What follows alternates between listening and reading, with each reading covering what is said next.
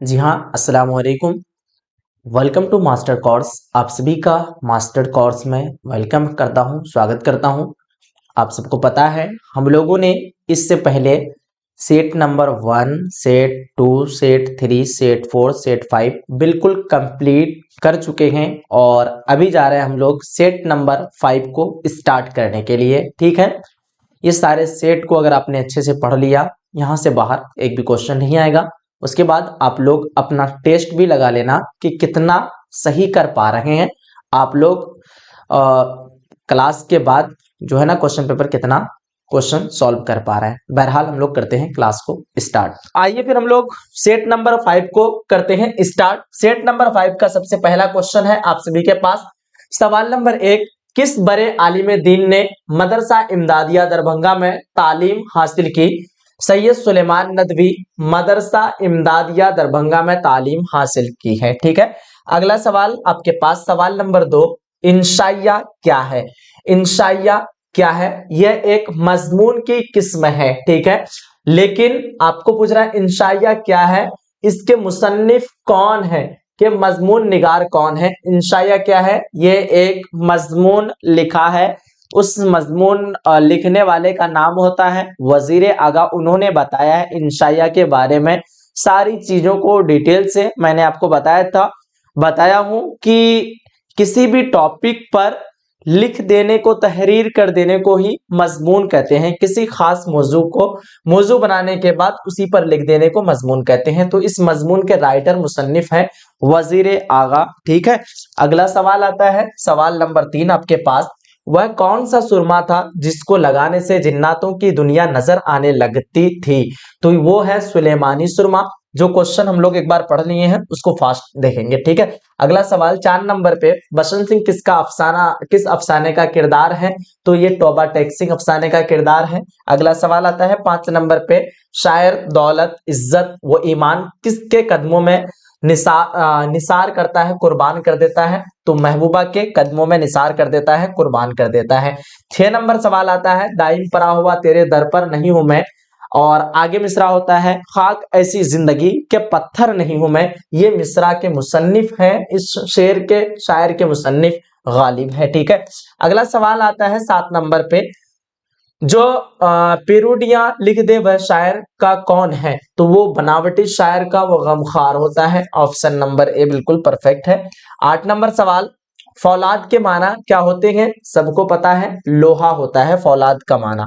9 number सवाल, ख्वाजा हसन निजामी कहाँ मदफून हुए? ख्वाजा हसन निजामी तो बस्ती हजरत निजामुद्दीन में इनका मजार पाक है, यहीं पे इनको दफन किया गया है। ठीक है, इनकी मजार पाक कहाँ है? बस्ती हजरत निजामुद्दीन में। 10 नंबर सवाल, इनमें से कौन सा अफसाना निगार 1912 में पैदा हुए? राजेंद्र सिंह बेदी, इजी क्वेश्चन है। 11 नंबर सवाल आता है, इनमें से कौन से अफसाना निगार 1912 में पैदा हुए? बेदी थोड़े पैदा हुए थे, मंटू अफसाना निगार यानी मंटू, सादत हसन मंटू की पैदाइश होती है कब?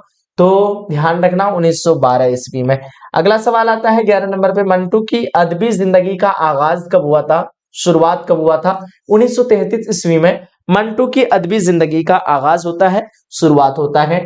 अगला सवाल आता है 12 नंबर पे, ध्यान से देखिएगा, अम्मू के 4 बेटों में से कौन बेटा हिंदुस्तान में रहता था? हमीद जो है ना सियासत करता था हिंदुस्तान में, पॉलिटिक्स में, ये नेता या फिर जो है ना एक बड़े ओहदे में ये काम करता था, क्योंकि पढ़ा नहीं था। बाकी का तीनों बेटा जमशेद, रशीद, खुर्शीद, अम्मू का टोटल 4 बेटा था। 4 बेटा में एक बेटा हिंदुस्तान में रहता है। अम्मू जो है ना मरकजी किरदार है अफसाना प्रोमिस का, मरकजी किरदार अम्मू है। इसमें 4 बेटा होता है, एक आपका खादिमा होती है जिसका नाम होता है ख्वाजाबी। ठीक है, 13 नंबर सवाल आता है आपके पास, जर्नलिस्ट रवि रंजन अजीज अहमद के कौन थे?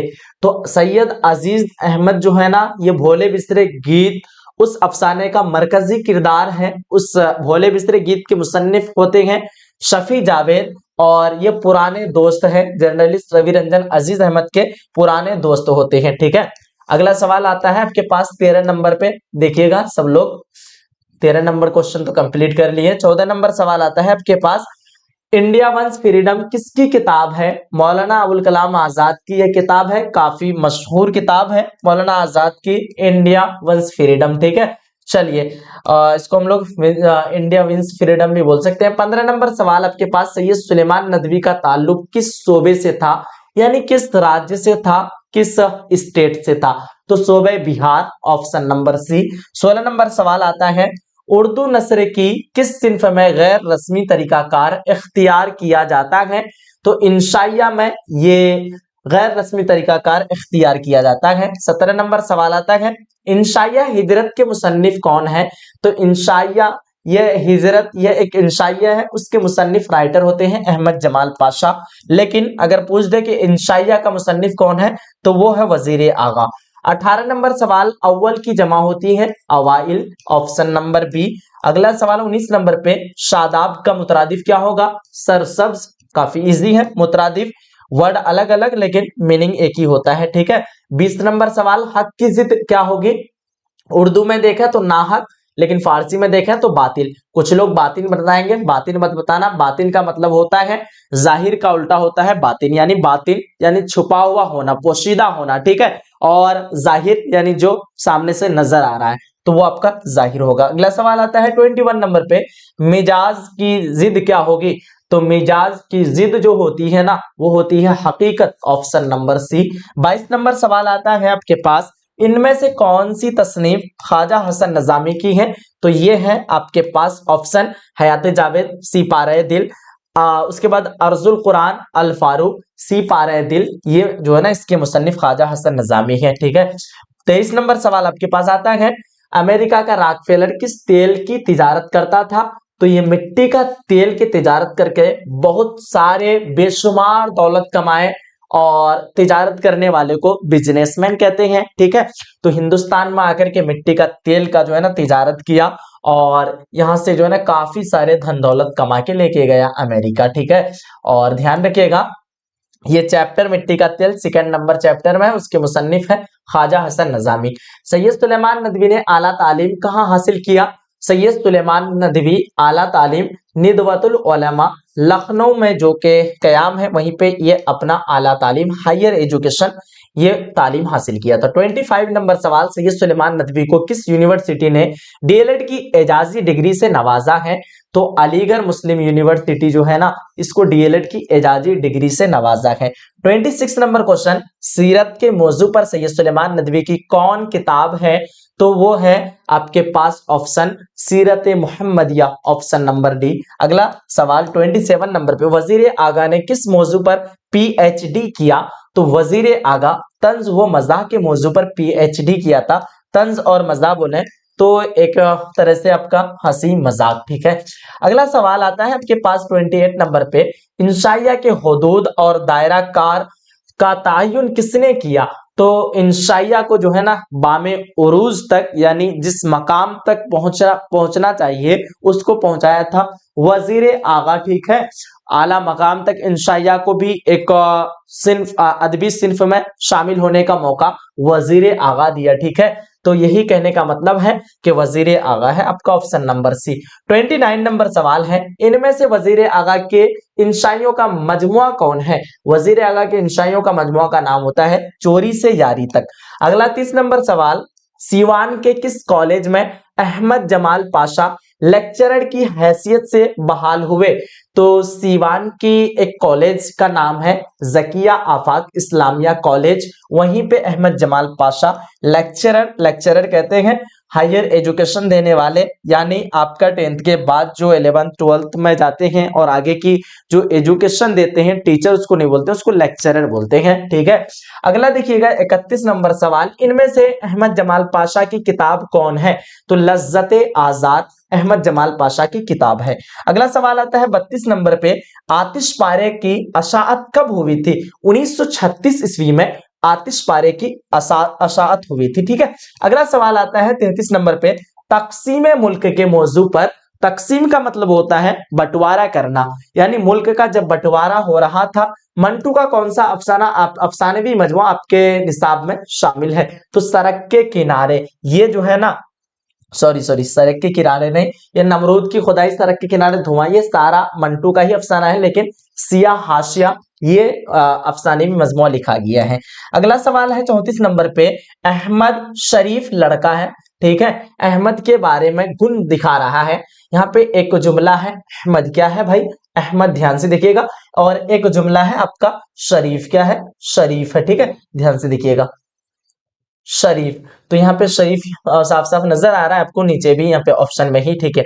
तो देखिए यहाँ पे इसका जो है ना खूबी और खराबी बयान कर रहा है, किसका, अहमद के बारे में। अहमद का तारीफ हो रहा है, यानी जिस भी चीज के अंदर में जो भी गुण पाया जाएगा, उसके अंदर जो भी सिफत पाया जाएगा, जो भी खूबी या खराबी पाया जाएगा, वो उसका सिफत हो जाएगा। मान लीजिए एग्जाम्पल के तौर पर यहाँ पे अहमद के बारे में बताया जा रहा है कि अहमद शरीफ है, तो अहमद यहाँ पे मौसूफ होगा, अहमद क्या होगा, मौसूफ, लेकिन शरीफ उसका सिफत हो गया, ठीक है। जैसे मेरे बारे में आपको अगर बोलेंगे कि अच्छा पढ़ाते हैं, खराब पढ़ाते हैं, या जिस तरह भी मेरे अंदर का जो भी खूबी निकालेंगे या फिर खराबी निकालेंगे, ये सारी चीजें सिफत के कैटेगरी में, और मैं मौसूफ, ठीक है। क्लियरली आप लोगों को समझ में आ गया होगा। तो यहीं पे है अहमद शरीफ लड़का है, इस जुमला में मौसूफ कौन है, तो मैं मौसूफ, ठीक है। तो इससे मुराद, हमसे मुराद यानी अहमद, अहमद के बारे में बता रहा है ना कि अहमद शरीफ है, अहमद मौसूफ हो जाएगा, ऑप्शन नंबर ए। अगला सवाल 35 नंबर पे, इसी तरह से ये क्वेश्चन सिफत और मौसूफ से आएगा, बिल्कुल आसान तरीके से बना सकते हैं, ठीक है। क्वेश्चन आता है ग्रामर में, देखिएगा, या अल्लाह रहम फरमा, ये कैसा जुमला है। तो सबसे पहले आप लोगों को जानना चाहिए, जितने भी अल्फाज या लफ्ज के जरिए, हर्फ के जरिए पुकारते हैं, सारा का सारा हर्फ ये क्या होता है, निदाइया होता है। निदा का मतलब ही होता है पुकारना, आवाज देना, ठीक है। तो ये निदाइया हो गया, ठीक है। तो अब देखिएगा ध्यान से सारे स्टूडेंट, यहाँ पे तो सबसे पहली बात, ये पूरा जुमला है, या अल्लाह रहम फरमा, ये पूरा का पूरा जुमला है। तो ये तो सवालिया होगा नहीं, क्योंकि सवाल पूछ नहीं रहा है यहाँ पे। अब देखो फिजाइया, यहाँ पे जो है ना, ये एक हैरत अंगेज वाला जुमला होता है, यहाँ पे हैरत भी नहीं हो रहा है, ठीक है, कि कुछ आप लोग अचानक से सुनते हैं कि वहां पे घटना होगी, तो आप लोग एक हैरत लगता है, ये वो फिजाइया में आ जाएगा, कोई नहीं, ये तो होगा नहीं। अब साफ साफ समझ में आ रहा है कि ये निदा कर रहा है, पुकार रहा है, निदाइया जुमला, ऑप्शन नंबर बी। इस तरह का क्वेश्चन आता है, इसलिए मैं आप लोगों को समझा दिया हूं। अब हुरूफ निदाइया से जितना भी क्वेश्चन आएगा बिल्कुल बना सकते हैं। अब यहीं पे एक लफ्ज है आपका या, एक लफ्ज है अल्लाह। देखो क्वेश्चन पूछता है कि या अल्लाह में या क्या है, तो आप लोग बताएंगे या जो है ना हुरूफ निदा है, लेकिन अल्लाह क्या है, तो अल्लाह हुरूफ मौसूफ है, ठीक है, यानी सॉरी मुनादा है। एक होता है निदा, एक होता है मुनादा। मुनादा जैसे जिस लफ्ज हम पुकार रहे हैं, ए लड़के, लड़के यहाँ पे मुनादा हो जाएगा, लेकिन ए आपका हुरूफ निदा होगा। उसी तरह या खुदा, खुदा यहाँ पे मुनादा हो जाएगा, और या क्या हो जाएगा, हुरूफ निदा हो जाएगा, ठीक है। क्लियरली आप लोगों को समझ में आ गया होगा। देखो 36 नंबर सवाल, इनमें से किस अफसाने की वजह से मंटू पर फहश गोई का इल्जाम लगाया गया, या फिर इल्जाम लगाया गया। मैंने आपको समझाया था एक बार कि यहाँ देखिए ऑप्शन काली शलवार, यहां से नाम से ही आप लोगों को कुछ लग रहा है कि काली शलवार, इसमें कुछ ना कुछ खराबी है। बहरहाल खराबी कुछ नहीं था, लेकिन इसको फहश गोई का इल्जाम लगाया गया, किसको, तो ध्यान रखिएगा, मंटू को। कौन मंटू, सादत हसन मंटू, जिनकी पैदाइश होती है 1912 ईस्वी में। अगला सवाल आता है 37 नंबर पे, किसके हमले के नतीजे में मीर अमन दहली से पटना चले आए थे, तो अहमद शाह अब्दाली का हमला की वजह से। अगला सवाल आता है 38 नंबर पे, गंज खूबी किस किताब का तर्जमा है, तो ये है आपका, बताएंगे आप लोग बागो बहार, ये गलत है। बोस्तान बताएंगे, गलत है। गोलिस्तान बताएंगे, गलत है। किस्सा चहार दरवेश बताएंगे, बिल्कुल गलत है। तो क्या होगा सही, तो देखो सही क्या है, ये सारा तीन चारा का चारों ऑप्शन बिल्कुल गलत है। सही आपका होगा इखलाके मोहसिनी, क्या हो जाएगा, ध्यान रखिएगा, इखलाके मोहसिनी, ये एक फारसी किताब है। इस फारसी किताब से मीर अमन दहलवी उस किताब का तर्जमा किया है उर्दू में, और उर्दू में इसी किताब का नाम है गंज खूबी। मीर अमन दहलवी दो किताब का अहम तर्जमा किया है फारसी से उर्दू में।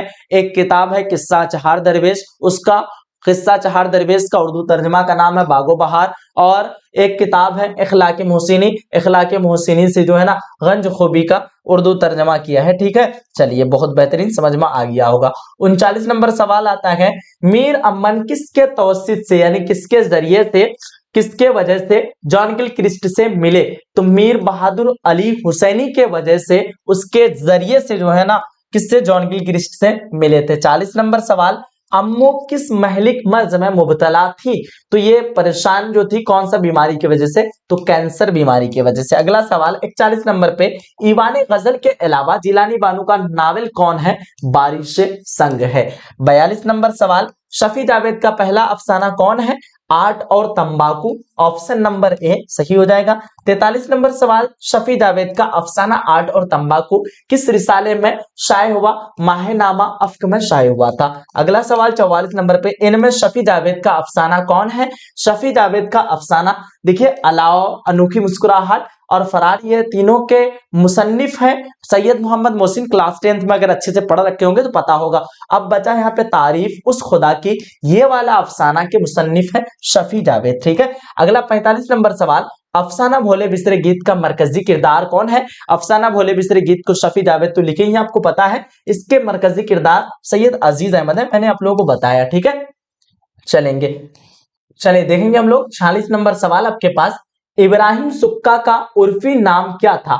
तो इब्राहिम सुक्का का उर्फी नाम होता है अब्बू। ठीक है, ये एक अलग अलग नाम होता है हर एक चीज का। ठीक है, तो सबका डॉक्यूमेंट में कुछ अलग नाम होता है, सबका तो नहीं, मतलब कुछ कुछ लोगों का डॉक्यूमेंट में कुछ अलग नाम होता है, लेकिन वो फेमस कुछ और नाम से हो जाता है। तो ये अपने गांव में जो धुरन गांव था उसमें जो है ना अब्बू के नाम से फेमस हो गया था इब्राहिम सुक्का, जो कि पानी पिलाने वाला होता है। 47 नंबर सवाल, अफसाना इब्राहिम सुक्का में किस गांव का तज़किरा है, किस गांव का जिक्र किया गया है? तो धुरन गांव का। अगला सवाल 48 नंबर पे, मौलाना आजाद इस्लामी मुमालिक के सफर के लिए कब रवाना हुए? मौलाना आजाद 1908 ईस्वी में इस्लामी मुल्क के सफर के लिए रवाना हुए थे। अगला सवाल 49 नंबर क्वेश्चन, महात्मा गांधी की तलब पर मौलाना आजाद कांग्रेस और खिलाफत तहरीक के मुश्तरिक अजलास में कब शरीक हुए? 1921 में शरीक हुए थे। अगला सवाल 50 नंबर पे आपके पास देखो, ये क्वेश्चन का आंसर हो सकता है आपके पास सी शो करेगा, आप लोग ऑप्शन नंबर बी पे मारना। ठीक है, चलेंगे आगे बढ़ेंगे हम लोग। 49 नंबर क्वेश्चन, महात्मा गांधी की तलब पर मौलाना आजाद कांग्रेस और इख्तिलाफ तहरीक, वो तो हो गया। 50 नंबर सवाल आपके पास, आजाद हिंदुस्तान में मौलाना आजाद किस ओहदे पर फाइज हुए? तो ये जो है ना वजीर तालीम के ओहदे पर फाइज थे। ठीक है, बरकरार थे। 51 नंबर सवाल आता है, मौलाना आजाद की वफात कब हुई? मौलाना आजाद की वफात 22 फरवरी 1998 में इनकी वफात होती है। अगला सवाल 52 नंबर पे, अली सरदार जाफरी की वफात कब हुई? तो ये 2000 ईस्वी में इनकी वफात होती है अली सरदार जाफरी की। ठीक है, जो कि नज्म मेरा सफर और नज्म गुफ्तगू के मुसन्निफ राइटर हैं। सिर्फ गुंजों के चटकने की सदा आएंगे, यह मिसरा किस शायर का है? तो ये मिसरा सबसे पहले हम लोग ये समझेंगे कि कौन सा नज्म है। नज्म में है तो नज्म गुफ्तगू, जो कि 11 मिसरों पर मुश्तमिल है। ठीक है, उसमें टोटल 11 मिसरा है नज्म गुफ्तगू में। और नज्म गुफ्तगू का मौजू क्या है? हिंदुस्तान और पाकिस्तान के दोस्ती के नाम पर ये नज्म लिखी गई है। ठीक है, अगर खुलासा पूछ ले तो आप लोग बताइएगा कि नज्म गुफ्तगू जो है ना हिंदुस्तान और पाकिस्तान के दोस्ती के नाम पर मानून है, यानी लिखा गया है ये नज्म। और इस नज्म के मुसन्निफ है अली सरदार जाफरी। उसी नज्म में जो है ना सिर्फ देखिए, सिर्फ गुंजों के चटकने की सदा आएंगी, ये मिसरा शामिल है उसी नज्म में। तो आपको पता चला नज्म गुफ्तगू के मुसन्निफ अली सरदार जाफरी हैं। अगला सवाल 44 नंबर पे, शाम मुलाकात कब तक चलेगी? तो सुबह तक चलेगी, ऑप्शन नंबर बी। 55 नंबर सवाल आता है, आंखों के दिए बुझ जाएंगे, ये मिसरा किस नज्म से लिया गया है? तो ये मिसरा जो है ना मेरा सफर के मुसन्निफ भी अली सरदार जाफरी है, मेरा सफर से लिया गया है। ठीक है, अब अगला सवाल 56 नंबर पे, हिंदू पाक के दरमियान यानी हिंदुस्तान और पाकिस्तान के बीच मसले यानी सॉल्यूशन। ठीक है, सॉल्यूशन का हल का मतलब होता है सॉल्यूशन, और मसला यानी प्रॉब्लम का हल यानी सॉल्यूशन शायर किस तरह करना चाहता है? तो ये गुफ्तगू के जरिए करना चाहता है, यानी हिंदुस्तान और पाकिस्तान में जो प्रॉब्लम चल रही है, जो मसला है, ठीक है, इसका हल, इसका सॉल्यूशन कैसे करना चाहता है? तो गुफ्तगू के जरिए करना चाहता है। कौन? अली सरदार जाफरी। 57 नंबर सवाल, नज्म खेती की हैयत क्या है? यानी ये नज्म खेती जो लिखी गई है ये कौन सा हैयत पे लिखी गई है? तो ये आजाद नज्म है, इसमें कोई पाबंदी नहीं है, इसलिए आजाद नज्म है। 58 नंबर सवाल, नज्म खेती के मुसन्निफ कौन है? अमीर हनफी, ध्यान रखिएगा। 58 नंबर सवाल, वक्त बोता है, उगाता है, पालता है, यह मिसरा किस शायर का शायर की नज्म का है, तो ये अमीर हनफे की शायरी का है। ठीक है, वक्त बोता है, ये नज्म खेती से ली गई है ये वाला मिसरा, और अमीर हनफी इसके राइटर मुसन्निफ होते हैं। 59 नंबर सवाल, मिस आतिश हुस्न से किसको जलाती है? तो ये तकवा परहेजगारी को जलाती है। ठीक है, अगला सवाल 60 नंबर पे, शायर अपने किस चीज को किस्सा माजी कहलाता है? यानी आपका जो बीता हुआ किस्सा यानी किस चीज को कहलाता है? वो इस्लाम को कहलाता है, ऑप्शन नंबर सी। 61 नंबर सवाल आता है, मुतशायर धनबाद और झरिया किस बात पर जाता रहता है? तो ये चापलूसी के वजह से जो है ना, धनबाद झरिया यानी वगैरह वगैरह अलग अलग शहर में अलग अलग कंट्री में जाता रहता है, किस वजह से? चापलूसी के वजह से। ठीक है, देखेंगे 62 नंबर सवाल, मुतशायर का यार कौन होता है? जो तजमीन लिख दे वो मुतशायर का यार होता है। 63 नंबर सवाल, मुतशायर किन लोगों से दो गुना कमाता है? तो ये अफसर लोगों से कुछ ज्यादा कमाता है, यानी दो गुना कमाता है। ठीक है, 64 नंबर सवाल आपके पास, यूजुल मोंताले ने अंग्रेजी के किस दानिश्वर की तख्लीक का इतालवी में तर्जमा किया? दानिश्वर का मतलब होता है खूब, जिसके अंदर इल्म है, और इसका तख्लीक यानी वो जो लिखा था उसको जो है ना किसमें, उर्दू में तर्जमा किया, तो शेक्सपियर का। ठीक है, शेक्सपियर का। दोबारा सवाल देखिए, यूजुल मोंताले ने अंग्रेजी के किस दानिश्वर यानी अंग्रेजी जानने वाला यानी अंग्रेजी में उसका काफी महारत था, काफी एक्सपर्ट थे अंग्रेजी में, उसको जो है ना इतालवी में तर्जमा, उसकी तख्लीक यानी उसकी कुछ तसनीफ को उन्होंने अंग्रेजी से इतालवी में तर्जमा किया है, और उसका नाम है जो अंग्रेजी वाला शख्स ये है ना क्या कहते हैं कि अहम दानिश्वर है, उसका नाम है शेक्सपियर। 65 नंबर सवाल आपके पास, इनमें से कौन जाहिदा जैदी का शेरी मजमुआ नहीं है? तो जाहिदा जैदी का ज़हरे हयात, धरती कौलस, संगे पैराहन, संगे जान, ये सारा का सारा जाहिदा जैदी का है, लेकिन संगे पैरान अमीर हनफी का पहला शेरी मजमुआ है। ठीक है, ध्यान रखिएगा आप लोग। अगला सवाल 66 नंबर पे, एक शायर की हैसियत से गालिब की तबीयत कैसी है? तो जिद्दत पसंद है। ठीक है, ध्यान रखिएगा। 67 नंबर सवाल, जिस नज्म के तमाम मिसरे एक ही बहर में हो उसे क्या कहते हैं?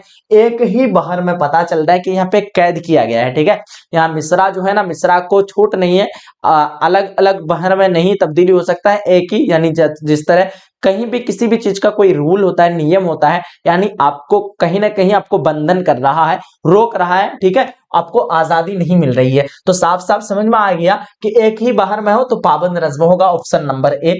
68 नंबर सवाल आपके पास, हम बाला आखिर उसके लुक में, और इस मिसरे में हमसे क्या मुराद है? तो इस मिसरे में हमसे मुराद है इंसान। इंसान वक्त के साथ साथ में वक्त के लुक में बन जाते हैं, यानी आप छोटे होते हैं, बड़े होते हैं, फिर बूढ़े होते हैं, फिर आपकी मौत होती है।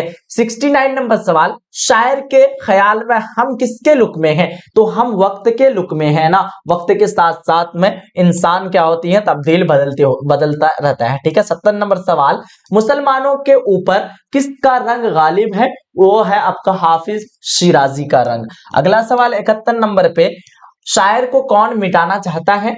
तो ये है आपका जमाना मिटाना चाहता है। ठीक है, 72 नंबर सवाल, गालिब ने वजीफा खार किसको कहा है? वह गालिब जो वजीफा खार कहा है वो बादशाह को कहा है। ठीक है, अगला 73 नंबर सवाल, चमन में किसके जाने से दबिस्तान खुल गया? तो चमन में यहां देखिए गालिब के जाने से दबिस्तान खुल गया। अगला 74 नंबर सवाल, रंज से खोगर होने से क्या मुराद है?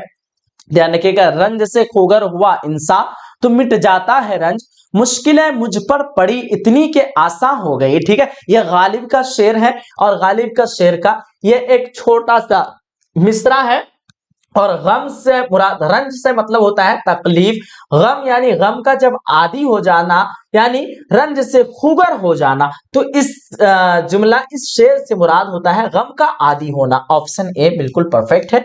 अगला सवाल 75 नंबर पे, यगाना चंगेजी की वफात कब हुई? यगाना चंगेजी की वफात होती है 1956 ईस्वी में। लखनऊ से आने के बाद 3-4 साल तक काफी इन्होंने जो है ना मुश्किल जिंदगी गुजारा, उसके बाद 3 से लेकर 4 फरवरी के दरमियान इसकी वफात होती है 1956 ईस्वी में। ठीक है, अगला सवाल 76 नंबर पे, यगाना चंगेजी के किसी एक शेरी मजमुआ का नाम लिखिए। यगाना चंगेजी तखल्लुस करते थे, यास तखल्लुस करते थे, तो यहां से हम लोग याद रख सकते हैं नश्तर, नश्तर यास जो है ना यगाना चंगेजी का शेरी मजमुआ है। 77 नंबर सवाल, मजमुआ आयाते विजदानी के शायर कौन है? मजमुआ आयाते विजदानी के शायर हैं Yagana changezi, option number D. अगला सवाल आपके पास 78 नंबर पे, शोरा लखनऊ के साथ यगाना की चश्मिक की क्या वजह थी? तो यह है इनायत पसंदी की वजह से। 79 नंबर सवाल, ऐसे इसम की निशानदही कीजिए जो मुजक्कर और मुअन्नस दोनों हो। मैंने आपको समझाया रिश्तेदार जो है ना मुजक्कर मुअन्नस दोनों में आ सकता है। ठीक है, रिश्तेदार में वो लड़की भी हो सकता है, लड़का भी हो सकता है, आपका रिश्तेदार रिलेशन में। तो रिश्तेदार में जो है ना मुजक्कर मुअन्नस, स्त्रीलिंग पुल्लिंग और मेल फीमेल दोनों आ सकता है। 80 नंबर सवाल, मुअन्नस की निशानदही कीजिए। जमीन जो है ना ये मुअन्नस है, जमीन गोल है, जमीन क्या कहते हैं कि सूरज के चारों ओर तवाफ करती है, घूमती है, चक्कर काटती है। जमीन जो है ना क्या है आपका मुअन्नस लफ्ज है। अगला सवाल आपके पास 81 नंबर पे, कान खड़े होना का क्या मतलब होता है? कान खड़ा करना यानी होशियार हो जाना। क्या हो जाना? होशियार होना। ठीक है, अगला 82 नंबर सवाल, पुरजोर में पुर क्या है?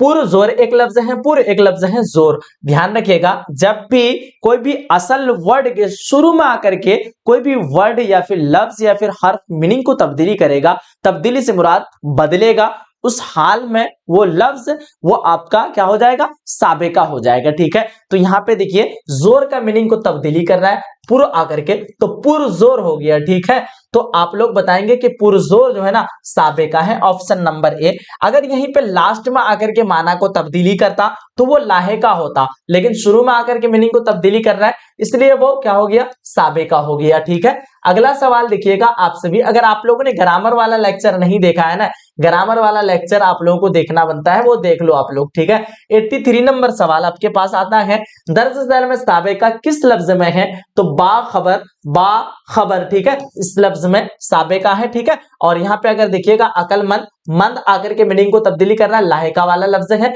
सेहतमंद, सेहत का लास्ट में मंद आकर के मीनिंग को तब्दीली कर रहा है, लाहेका। आतिश असल में लफ्ज है, बाज आकर के इसकी मीनिंग को तब्दीली कर रहा है, यानी ये भी आपका लाहिका वाला है। पता चला कि यहाँ पे ऑप्शन नंबर बी ही सही है। ठीक है, 84 नंबर सवाल आपके पास, दर्ज झैल में लाहिका की निशानदही कीजिए। लाहिका अब चुनो। लाहिका के लिए, साबिका के लिए सबसे पहले वर्ड का जो होना है वो मुफरद नहीं, वो मुरक्कब। अब बोलेंगे मुरक्कब लफ्ज किसे कहते हैं? तो दो लफ्जों से मिले लफ्ज या फिर दो या दो से ज्यादा लफ्जों, या फिर आप लोग याद रख सकते हैं कि दो लफ्जों के मेल से बने लफ्ज को मुरक्कब लफ्ज कहते हैं। जैसे एग्जांपल के तौर पर एक लफ्ज है कलम, एक लफ्ज है दान, दोनों लफ्ज को एक साथ जोड़ दिए, मीनिंग दे रहा है कलमदान, यानी कलम रखने वाला। यहाँ पे कलम को अलग करेंगे मुफरद है, दान को अलग करेंगे मुफरद है, लेकिन कलम का मीनिंग को तब्दीली कौन कर रहा है? लास्ट में आकर के दान आकर के, दान यहाँ पे लाहेका होगा। एक लफ्ज लेते हैं खबर, ठीक है,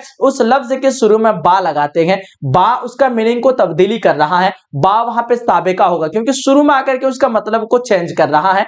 फिलहाल आपको समझ में, बहरहाल समझ में आ गया कि जो लफ्ज आकर के शुरू में तब्दीली करेगा साबिका, लास्ट में लाहेका। ठीक है, अगला सवाल आता है आपके पास 85 नंबर क्वेश्चन, दर्ज झैल में लाहेका आप लोगों ने पता चल गया ना, ईदगाह है। 85 नंबर सवाल, मेरे पास एक पुरानी टोपी है, इस जुमले में टोपी क्या है? तो टोपी जो है ना ये आपका मौसूफ होगा। मैंने आपको बताया जब भी किसी भी चीज के बारे में खूबी या खराबी बताए वो चीज सिफत होगा, लेकिन जिसके बारे में बताए वो मौसूफ होगा। यहाँ पे टोपी के बारे में बता रहा है, साफ साफ समझ में आ रहा है कि मौसूफ है टोपी। ठीक है, अगला सवाल आता है 86 नंबर क्वेश्चन, मेरे गांव की मस्जिद पुरानी है, पुरानी इस जुमले में सिफत कौन है? साफ नजर आ रहा है कि ये मौसूफ है, मस्जिद पे मत मार देना। ठीक है, पुरानी ये जो है ना सिफत पूछ रखा है, मौसूफ पूछता तो मस्जिद मारते, लेकिन सिफत पूछ रखा है, हम लोग मारेंगे पुरानी। 87 नंबर क्वेश्चन, जैद क्या है? जैद क्या है?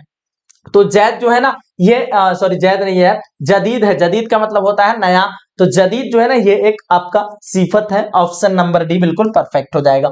अगला सवाल 88 नंबर, खलीलुर रहमान अज़मी ने किन की निगरानी में पीएचडी किया?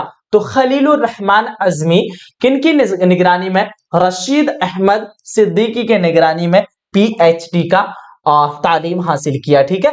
89 नंबर सवाल, खलीलुर रहमान अज़मी की शायरी का सबसे रोशन पहलू क्या है? तो सबसे रोशन पहलू है, ध्यान रखिएगा, गमों से मुकाबला, गम का जो है ना मुकाबला करना, ठीक है, लड़ना। 90 नंबर सवाल, खलीलुर रहमान अज़मी की के तहकीकी मुकाले का उन्वान क्या है? ठीक है, तो उर्दू में तरक्की पसंद तहरीक, जो कि 1972 ईस्वी में लिखा गया है। तहकीक का मतलब होता है रिसर्च करना, रिसर्च ही इसका जो है ना तहकीकी मुकाला है। ठीक है, जिस तरह आपका मुकाला होता है, ड्रामा होता है, मजमून होता है वगैरह, अलग अलग नाम दिया जाता है, उसी तरह ये एक मुकाला है उर्दू में तरक्की पसंद तहरीक, जिसका आगाज हुआ तो 1972 ईस्वी में मंजर आम पर आया, यानी लिखा गया था। ठीक है। 91 नंबर सवाल आपके पास, 10 गजल को शायर का इंतखाब यानी चुनाव किस नाम से शाये हुआ? तो मैं खाना तगज़्ज़ुल नाम से शाये हुआ था। ठीक है।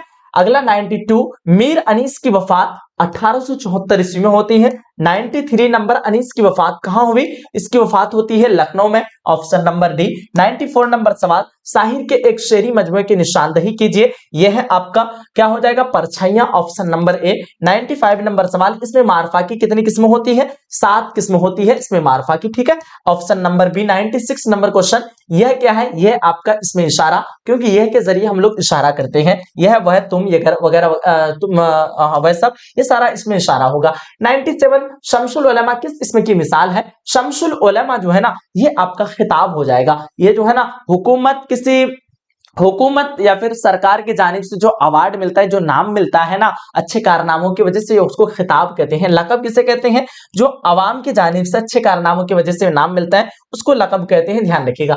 98, हम लोग कौन सेगा है? हम लोग जो है ना, हम अगर रहेंगे तो मुतकल्लिम और हम लोग रहेंगे तो जमा मुतकल्लिम, ऑप्शन नंबर सी, यानी फर्स्ट पर्सन प्लूरल नंबर जमा मुतकल्लिम। ठीक है।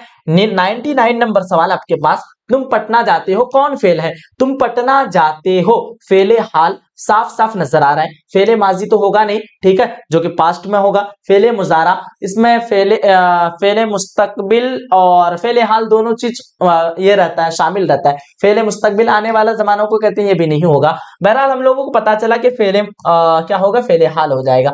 100 नंबर सवाल आपके पास, ध्यान से देखिएगा। 100 नंबर क्वेश्चन, रुस्म की जमा क्या होती है? तो रुस्म की जमा रसूम होती है। ठीक है, रुस्म की जमा रसूम होती है, ध्यान रखिएगा। आप लोग रस्म बोल सकते हैं इसको, या फिर रस्म बोल सकते हैं, रस्म बोले तो बेहतर रहेगा। रस्म की जमा रसूम, ऑप्शन नंबर सी। हम लोगों ने 100 सवालात को पूरा 1 सेट से लेकर 5 सेट बिल्कुल कंप्लीट कर लिए, और इस सेट का पूरा 100 सवाल को हम लोग कंप्लीट कर लिए। आप सब बताइएगा ये क्लास कैसा लगा? अगर थोड़ा सा भी आप लोगों को अच्छा लगा ना, अपने तमाम स्टूडेंट, आपके जितने भी छोटे बड़े भाई जो भी हैं, और आपके रिश्तेदार, रिलेटिव, आपके जूनियर, सब लोगों को सजेस्ट कीजिएगा इस चैनल के बारे में। बताइएगा कि यहाँ पे उर्दू एजुकेशन यूट्यूब चैनल पे पूरी कंप्लीट क्लासेस होती हैं, पूरी कंप्लीट सिलेबस कराया जाता है। आप लोग ज्यादा से ज्यादा बताएंगे बच्चों को, और अपना फीडबैक भी दे करके जाएंगे कि आप सबको ये क्लास करके कैसा लगा, अच्छा लगा, नहीं लगा, मजा आया, नहीं आया। ये सारी चीजों को तफसील से आप लोग कमेंट सेक्शन में लिख देंगे। ठीक है। बहरहाल हम लोग मिलते हैं एक अगली सेशन में, अगली क्लास में। जो लोग लाइक नहीं किए ना, फटाफट से एक बार लाइक कर देना, और अपने सभी दोस्तों तक शेयर कर दीजिए इस वीडियो को जम करके, ताकि सब लोगों को फायदा हो सके। मिलते हैं अगली सेशन में, अगली क्लास में। जब तक के लिए खुदा हाफिज, अल्लाह हाफिज एंड जय हिंद, जय भारत। ठीक है।